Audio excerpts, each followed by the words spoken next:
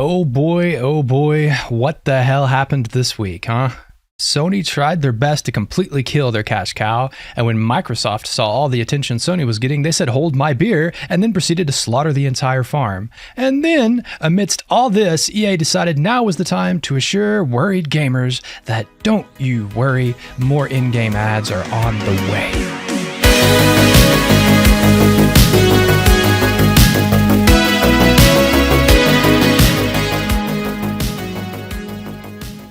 Let's get right into this disaster of a week, starting with the devastating restructuring Microsoft is implementing. Arcane Austin, Tango Gameworks, Alpha Dog Games, and Roundhouse Games have been Thanos'd out of existence this week in a move that Xbox President Sarah Bond says is, and I quote, to make sure the business is healthy for the long term. That would honestly be absolutely hilarious if it wasn't so damn depressing. Now listen, I understand that Arcane Austin's recent Redfall flop is one of the motivators behind this closure, or at least one of the excuses. But whose fault was it to allow the fraught development of Redfall to continue in a time where live service games are struggling to retain players in an oversaturated market? Whose fault was that? On the topic, who greenlit Redfall to begin with, instead of Prey 2? Whose fault was that? Of course, the truth of the matter is we don't know who all is exactly at fault for these blunders, but I can damn well promise you it wasn't the fault of the developers who are now out of a job. Let's see a show of hands. Who thinks the people actually responsible for these failures still have an incredibly high-paying job and lifestyles us plebeians can only dream about? We all know what's going on here. And what about Tango Gameworks? While there may possibly be, under the right context, a conversation about whether Arcane Austin was due for a shakeup, shuttering Tango Gameworks is just corporate bottom line BS. Tango just released Hi-Fi Rush, a darling so successful that even Phil Spencer, the CEO of Microsoft Gaming, has praised it repeatedly since its launch. On top of that, having Tango Gameworks, a Japanese studio, has been a thing Mr. Spencer has been actively seeking for ages. Apparently, and this is the important part, the part where Microsoft poisons the industry. Apparently having a multi-award-winning game, which according to the Microsoft suits themselves, they couldn't have been happier with what the team at Tango Gameworks delivered, it is not enough to keep your job. Think about that. Let that sink in. Imagine going into work on a Monday and the CEO comes in and praises you for your work. Furthermore, they hand you a few trophies and tell you, oh, by the way, not only are we happy with your work, but you won these awards as well. You spend the rest of the week high on life and feeling good, only to come into the office Friday for HR to call you in and tell you, not only are they going to let you go, but the entire studio is being closed. Unfortunately, there are now a great many people that are having to live that reality. The past couple years have just been disgustingly brutal. Those of you that have been affected by this corporate madness, I truly wish you all the luck, and I sincerely hope that you land on your feet and in an environment that rewards you for your success instead of punishing you for the failures of the C-suite suits. Okay, Leebs, this is terrible. I can hear you saying, but surely there's some truth to Microsoft PR BS about needing to keep the business healthy for the long term. Oh, of course. The entire global economy is in a bit of a rut, more like a potential bottomless sinkhole. But I'm sure there are actual economic reasons for these layoffs and closures. After all, this means there will be more money to free up for other projects. Oh wait, what's this? Microsoft have a surprise announcement about launching a mobile game store later this year! You mean to tell me we're not getting Hi-Fi Rush 2 because Microsoft wants to launch a mobile gaming store in 2024 when Apple and Google have a stranglehold on the market so tight even the Grim Reaper is like, hey bro, you're choking them. You mean to tell me we're not going to get Prey 2 because Microsoft thinks competing with Google and Apple's 16-year-old app stores is the safe bet? And yes, I know this planned app store was in the works well before these closures were announced. But these asinine, out-of-touch execs actually announced this dead-on-arrival plan 2 days after pissing off everyone. This can't get any worse, right?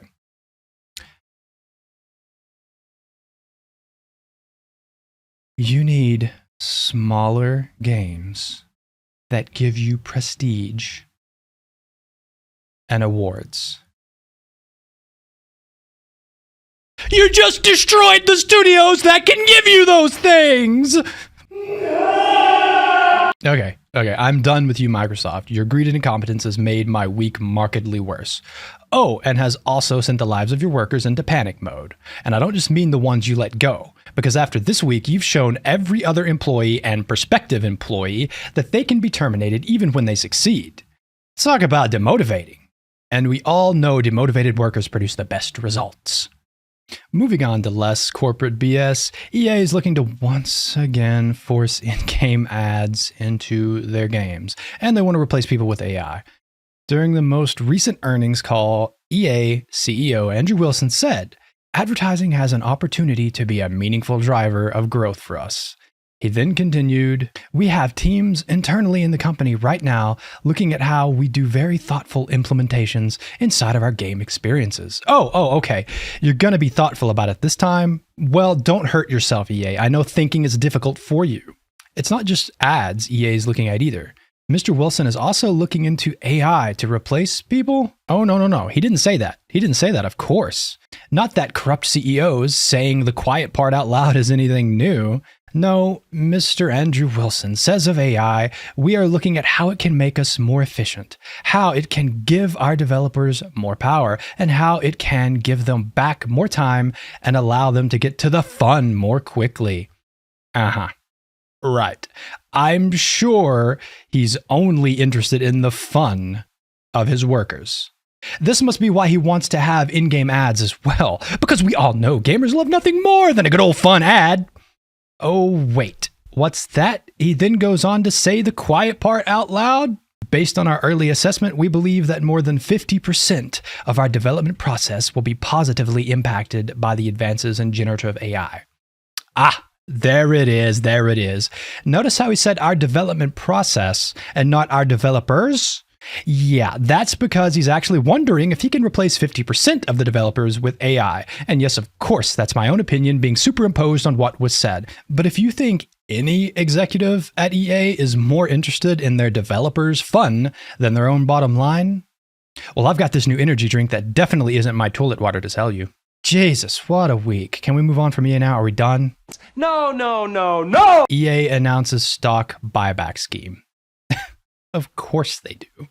Yeah, this definitely isn't depressing and dystopian, is it? EA has announced a $5 billion stock buyback over the next 3 years. Yep, you heard that right. With all that money they can now keep, thanks to all the layoffs, closures, and general bullshit, they can safely pay themselves and their investors quite well. I know you were worried about the poor CEOs and the investors, but I'm here to tell you it's okay, don't worry. They will make theirs even if they have to sacrifice their employees to get it. Last but not least, in EA's asshattery this week, they have finally listened to us gamers. EA has heard us loud and clear and have realized that the one thing we as gamers want is more live service. To that end, the phrase tremendous live service has been thrown around as a descriptor for the upcoming regurgitated slop that the Battlefield franchise has become. Is it just me, or does the word tremendous now mean exactly the opposite of its original meaning? Just a thought. So yeah, if you were hoping for a Battlefield comeback soon, I guess you can keep waiting. Could the next Battlefield be great? Oh, absolutely it could. Will it? I mean, do you think it will be great? I know this is the part where the YouTuber is supposed to convince you to make a comment, but I'm genuinely curious. Does anyone actually think EA will release a live service Battlefield that can compete not only in terms of sheer fun, but also with the generous MTX and Battle Pass of something like a Helldivers 2? Do you actually think that's likely? I would love to hear from you. I mean, I obviously don't think so, but I'm more than willing to change my mind if you've got a solid stance. Speaking of Helldivers 2, Sony this week learned that the motherfucking Helldivers are not to be messed with.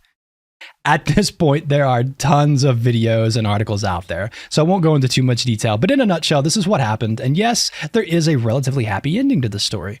Think democracy, because we needed a win this week. It all started when Sony dropped a bombshell tweet that announced the requirement of a PSN account to play Helldivers.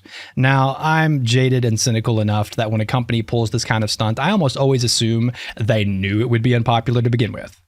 But even I think Sony didn't realize the orbital bombardment that this move would unleash. Now, you loyal PlayStation fans and players You're all familiar with this and very likely looked at the PC crowd as somewhat psychotic when the backlash struck.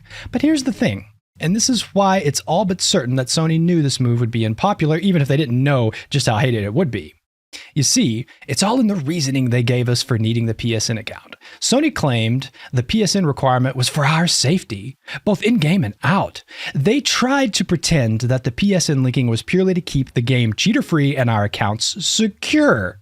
And this blatant corporate PR nonsense speak did not go over well with anyone. The democratically driven Helldivers can smell BS from a mile away.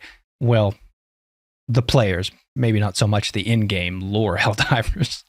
And fortunately for them, the smell was so overpowering that it only took about 4 days for this entire saga to play out. Because let's be honest, even if Sony won't be, the real reason was to boost PSN numbers to look good on a ballot sheet. Only a fool would trust that PSN is somehow a better anti-cheat than InProtect, which is already in Helldivers 2. And only a bigger fool would believe the PSN requirement would somehow mean better account security? On what planet has Sony proved to anyone that they are capable and reliable as a means of protection?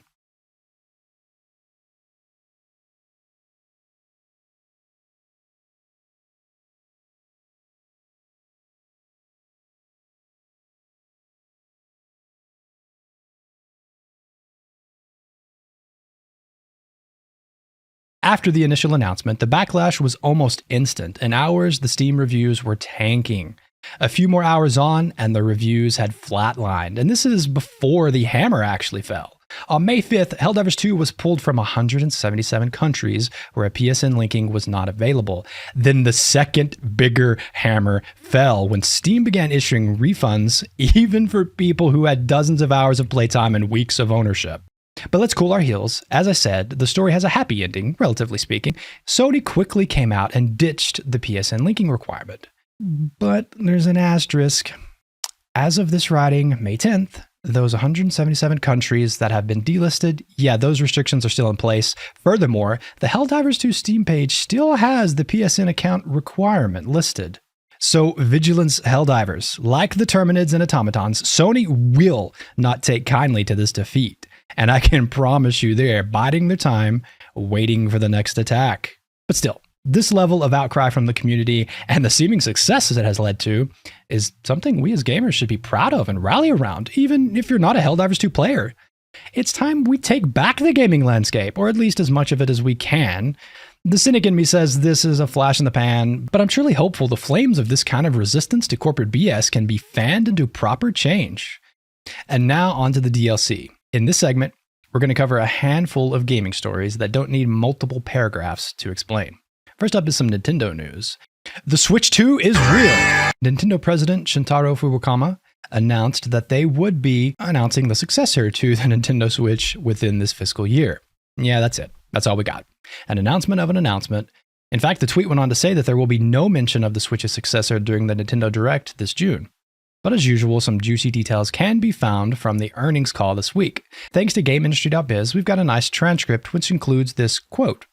The sales forecasts for this period do not include sales for the Nintendo Switch successor device. And if you need further translation, the Japanese government fiscal year ends on March 31st. So if you put one and one together, the Switch 2 isn't going to be released before March 31st, 2005. That is, unless things change between now and then. Nintendo also announced the Nintendo World Championships NES Edition, which will be releasing July 18th of this year. While this definitely won't be for everyone, it is a cool collection of about 150 speedrunning challenges from 13 NES games like Donkey Kong, Metroid, Super Mario Bros., Legend of Zelda, and others. Not an earth-shattering release to be sure, but for those interested in it, I hope it strikes a chord for you. Now let's leave the bright and colorful world of Nintendo and turn to the drab and dark world of Fallout. Just like the residents of Megaton were undoubtedly quite surprised when the city detonated. Hey, is that you? Oh, my head's still ringing from that explosion. What happened? I've been surprised both with Amazon's TV series and with the explosion of interest the franchise has received. Bethesda has even pleased fans worldwide with updating Fallout 4, bringing... Sorry, I can't finish that sentence. But what's better than one update that breaks years worth of future-created mods? How about two Yes, that's right. After breaking the game's modding scene spectacularly, Bethesda has decided that another patch is in store for the 2015 game. It's almost as if the TV show's success even surprised Bethesda, and now, like a negligent parent who suddenly realized that their 8-year-old is actually about to turn 16, they're scrambling to find a suitable gift that says, yes, I know I've ignored you for almost a decade, but here's a discount Valentine's Day box of half-eaten chocolates. Oh, and don't worry, I ate the good ones. And just what is Bethesda cooking up with the second update? Well, as of this writing, the only thing we know is that it's adding new graphics and performance settings, as well as some expected bug fixes from the first glorious next-gen update that was introduced last week. This highly anticipated update will be releasing on Monday, May 13th. If you do mod your game on PC, I highly recommend skipping the update until it is safe to install. Otherwise, say goodbye to your saves. Now, snarkiness aside, I know that for console players, this update may have been slightly better and possibly even necessary. So, if you're enjoying this update, even on PC, hey, I'm happy. I'm something of a Fallout enjoyer myself, so cheers, enjoy. It's no secret that if you sit at the AAA gaming table for more than a few minutes, you'll soon find that these pricey gourmet creations are nothing more than microwaved leftovers from the Sirloin Stockade's open buffet. Sure, sometimes you may find something fresh, if you're lucky, but more often than not, you're going to get an upset stomach that sends you duck running to the restaurant's bathroom only to find an out-of-order sign hanging on the door with the words, "We're sorry," capitalized and bolded. But if you're looking for the real games, the good stuff, the kind of stuff that you get out of bed earlier than usual to play before school or work, the kind of stuff that while you're at school or work, you think about playing when you get home, or obsessively look forward to the weekend where you can go full gremlin and hole up for hours at a time, well, this segment is for you. First up is Hades 2. Yes, it's in early access, so if that's a deal breaker for you, respect, I get it. But if you are wanting to sample Hades 2 now, you're going to be eating well. The most notable thing about Hades 2 is how seemingly complete it is, despite being an early access game. Yeah, there are some missing icons, portraits, and other art, as well as some wonky visuals, limited New Game Plus, and an unfinished story. But the fact that Hades 2 can still somehow feel like a complete game, despite being incomplete, is remarkable, especially when compared to the AAA industry. And get this, Supergiant Games has a roadmap which includes an entirely new region to explore, as well as at least one other weapon to implement for even more run diversity when the game is fully launched. On top of that, $29.99 US dollar redos. Hard to beat that. Okay, now I'm starting to feel like a salesman. Obligatory, I'm not sponsored by Supergiant or anyone for that matter, nor is this or anything else I say about any game an actual review, so do bear that in mind. If you do make the more responsible decision to hold off until the full release, cheers, my friend. Good decision, and you'll get an even better game for your patience. But as early access goes, Hades 2 is already a treat. If you are an early access avoider, then you may want to check out Animal Well, which was released May 9th. And to say it's had good reviews is a bit of an understatement. As of May 11th, it's setting at 2,392 Steam reviews with an overwhelmingly positive rating. This Metroidvania labyrinth was created by Shared Memory, which, if you've never heard of them, that's because Shared Memory is one guy, Billy Basso. That's right. Once more, one developer has made a game more fun, interesting, and innovative than most of the entire AAA industry. On top of that, Animal Well is the first game published by Big Mode, the indie publishing company started by the one and only Video Game Donkey, along with his partner and co-founder Leah. If you're looking at the footage on screen and scratching your head in confusion, don't worry, you're not alone. While the game's visual style is definitely eye-catching, if not a bit eye-straining, it's the structure and exploration that make this a truly fun play. It's also one of those games that I think benefits from going into it fairly blind. So in that spirit, and without spoiling anything, if you're the kind of gamer who enjoys figuring things out through exploration and experimentation, you'll find a treasure trove here to uncover. If you enjoy Metroidvania-style games, this is a no-brainer. If neither of these things appeals to you, well, there's always something else. Such as Delusion. This is an open-world RPG that has a decidedly old-school feel, and that may turn off some younger gamers, but if you can overlook that, or better yet, actively appreciate the style, there's definitely some fun to be had here. Created by lovely Hell Place, this open-world RPG is kind of like Morrowind, but on a smaller scale, and to my self-satisfaction when perusing the reviews, I was pleased to see I wasn't the only one that made that connection. That said, don't go into Delusion expecting a few hundred hours of gameplay like you would in something from a Bethesda game, at least in their heyday. It's definitely smaller in scope, but it's still easily going to get you 15 to 25 hours or so if you're like me and smell the flowers as you play. Do bear in mind, however, that this is still an early access game, but it releases May 14th, 2 days after this video goes live. And with the release will come new stuff. the biggest of which is the Underlands, an entirely new area with towns, quests, dungeons, and all the other RPG trappings. So that 15 to 25 hours will only be going up in terms of content to play through and enjoy. But perhaps you're craving something a little less Dungeons and Dragons, a little bit more playful and mischievous?